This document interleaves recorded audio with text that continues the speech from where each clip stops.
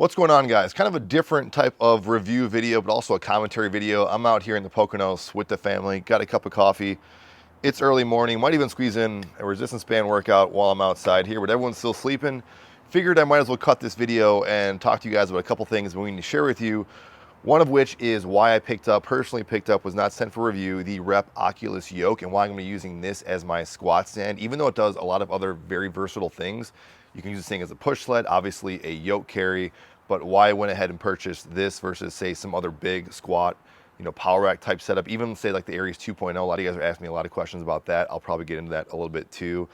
And then Snowed, who makes my favorite adjustable dumbbell as far as the way they feel. You guys know I love those things. Offered to actually send me out a free barbell. So I took advantage of that, and they allowed me to incorporate kind of a loose review of that inside this video. So I'll be reviewing their Chrome barbell. So jumping into the Oculus Yoke, this is kind of a relatively new product, and there's been yokes that of course have been around for a while. I almost caved on a couple other smaller half rack options, but I really wanted something that was very portable. And a big thing in this channel, guys, is even though I get offered many different free products, especially squat racks and things like that, and even these great squat racks / functional trainers, we'll talk about why I'm kind of maybe on the fence about that for me personally, and some things maybe you guys should consider, is I only really want to pick up things, again, I really am actually going to use. I want to invest in things and actually share with you guys things that I'll put my money where my mouth is, so to speak. So it goes without saying, I will link this down below in the description box if you guys want to help support me in the channel. Really help support me so I can kind of do more reviews, honest reviews like this. And I'm really trying to be as brutally honest now in the future on a lot of these things that are kind of coming out there, especially in a very competitive market where there seems to be a lot of the rehashing of the similar products. And that goes with this Oculus Yoke, because I was on the fence with some other cheaper ones that are out there, specifically the Titan. I was almost close to pulling the trigger, but the Oculus Yoke just looks so heavy duty. And I will just say, kind of a spoiler here, it is very heavy duty. Very happy with this purchase. Opted for it because of its quality and because I don't want to say it's necessarily a budget item, because it's still pretty expensive. Also, you consider the other add-ons that I personally think are necessary to pick up, but I will talk about that. Just jumping into it though with this thing came pretty quickly within a few days. It came in 2 separate shipments though. One came a day later. That was actually the solid pull-up bar on top that I got with it. But I opted for the 92-inch versus 77-inch. I will say that for most people in the garage gym space, 77 probably would be a better idea. I almost am regretting doing that, because it'd be easier to bring it outside, say for push sleds and yokes and stuff like that. But honestly, I'm probably not going to use it. You might say, well, why are you going to, what's the point of that? You still have this sled at the bottom that, for me, if you guys knew what I do in a typical day when I'm doing video reviews, I'm constantly moving and sliding things around. So for me, it's actually worked out totally fine. You can easily slide it around the gym. Notice I do not have gym flooring. That's probably a topic for another discussion. But regardless, I got the 92-inch, which is very high, but it's like the standard height of what you'd see for like a tall, power rack. And then I opted for the yoke plus the pull-up bar, and this was something I was kind of apprehensive about, because how this thing works is you can essentially seal this thing down. One of the great features and why this thing is pretty cool and versatile is the actual yoke part, the thick part there, can actually get sealed down on the bottom part to then connect the 2 pieces together. But I wasn't sure how that was going to feel if I wanted the pull-up bar option, and also if it help kind of extra security, kind of help bolt it together. I would say, honestly, you don't necessarily need that for most people as far as the sturdiness of it, but having the extra pull-up bar, very happy I actually got it.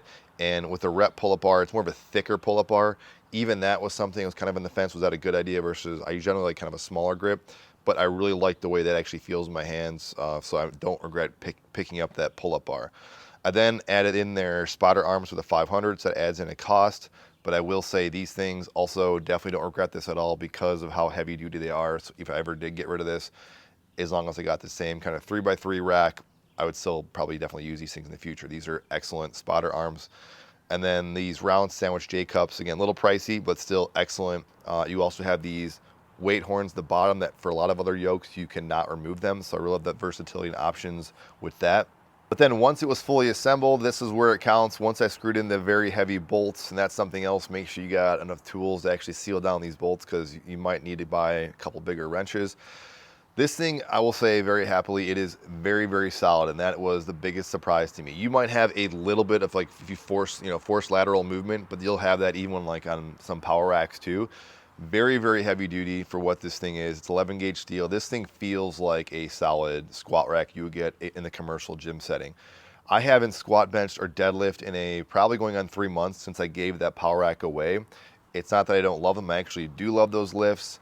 It's just I have so much about other kind of toys. I'm not too dogmatic of having to do them. But now that I do have this power rack, that's one of the reasons I did get it, was because now I'm going to get back into obviously using those barbell lifts and exercises. So when I started doing stuff, first I'll talk about this Snowed barbell. This is a chrome barbell. They make a few different ones. It talks about the tensile strength is up to 215,000 psi. It's 20 kilograms. It's a 28 millimeter bar, so it's a little bit thinner in dimensions. You kind of feel that in your hand. The knurling is a volcano knurl. It's definitely not that aggressive, but it's a little more aggressive than the really ancient, not ancient, but it's relatively ancient, like over 10-year-old Bampa bar from Fringe Sport that has been worn out to death. And so definitely a little more aggressive knurling than that. It's an all-around bar. It says it's more weightlifting, but there is no central knurl for squatting. It definitely has a good whip, so good, decent kind of bend. When you guys see me doing deadlifts, when I rack it, it has a decent kind of bend to it. And those of you guys who don't know, some people these are all kind of personal preferences, of course, for various goals, say your Olympic weightlifting, or if you're doing powerlifting, you might more of a hard, firmer bar. So these are all different little kind of personal preferences, but I would say this barbell is an all-around, decent bar. It feels good in your hands. It looks good aesthetically.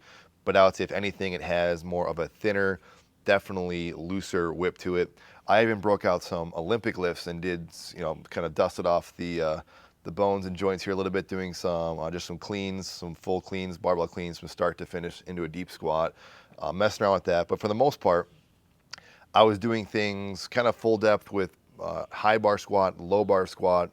Some of you guys may or may not be familiar with that. There's a difference in types of squat and form, but just messing around with kind of more lighter weights. I'd say upwards like 225. I think I did get to like 275.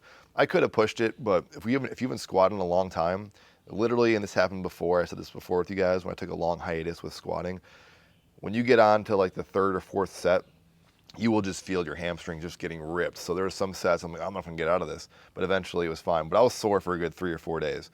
And even though I actually did a squat max, which I reviewed that recently, right after this session, the barbell squats are for sure hands down different, and we can get into a whole different discussion. But if you can, I always say it's encouraging you guys learn the barbell squat at the very least, learn some of these power lift exercises, learn some barbell exercises, I should say. And I think they're beneficial to definitely incorporate. They're definitely different. Of all the leg stuff I had, it's nothing replicated that eccentric load and soreness, which doesn't always necessarily mean it's always most effective, but I'm really happy I just got back into doing this. Whenever I don't squat for a while and I do, you feel that immediately and just how effective and how hard it is on your body. But back to the review, guys, I would say that what I love about this, it is just super solid. I love the pull-up bar. It is super functional and versatile.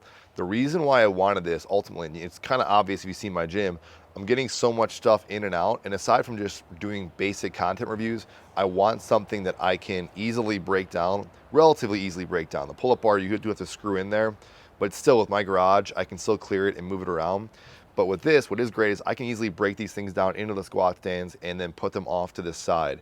And they also can easily move around. I can push this because of the natural nature of the yoke sled part of it. I can move it around my garage gym very easy. So that was kind of the biggest thing. And that's what I like about this, is that in the future, what I will do is, go through different series of maybe I'll focus on doing some of these barbell lifts for a period of time. Maybe I'll break it down, or at least partially break it down, put it off to the side, then come back to it, a week or two after. So it's kind of really having fun with the equipment, and that's, to me, is the biggest thing. So when you're comparing this to, say, a functional trainer like the Aries 2.0, I'll just say that because it's another, really good and very popular rep product. I'm getting so many people asking me about, should I get this, or even say like a Speediance electronic gym, or should I get this versus some other machine?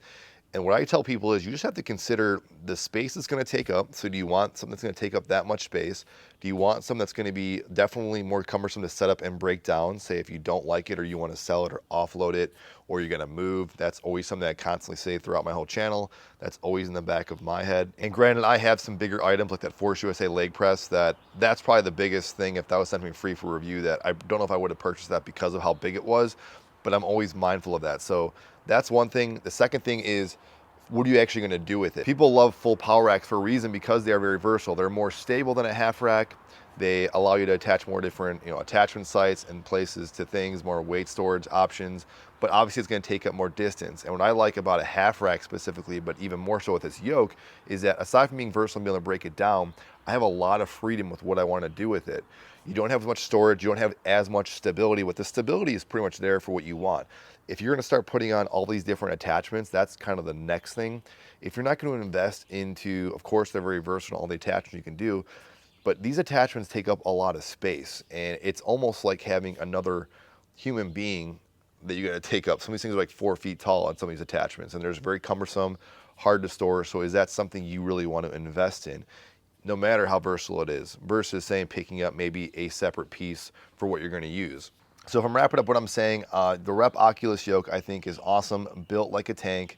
That thing does exactly what I hoped it would do, and that is being a very versatile home gym piece that can be broken down into pieces, but also feels, especially once it's weighted down, feels as solid as any squat rack I personally use, especially in a commercial grade setting. I'd recommend, of course, definitely getting some spotter arms out of safety. No question, hands down, you got to invest and consider that. Pull-up bar is excellent. Retrospect, might have gone 77 inches, but 92 inches seems to be pretty good. With the Snowed barbell, do like it. It actually feels more of a lighter, kind of all-purpose barbell, a little bit more of a heavier whip if you don't want something that is as flexible as that, but otherwise feels great in your hand, looks aesthetically pleasing, and it's not a bad price. I think they're taking 10% off. I don't get a cut of that promo code unless you actually click the link, but if you do want to save some money, that promo code is there for the Snowed barbells. Any questions, comments, feedback, let me know. You're going to see a lot more of this Rep Oculus in the future with some other things I'll be showing you guys, especially getting into some other barbell exercise sequences and stuff I'll be planning for you guys in the near future. But that is it. Hopefully you guys also get a chance to enjoy your summer, taking some time off like I'm doing right now, and I'll see you guys on the next video.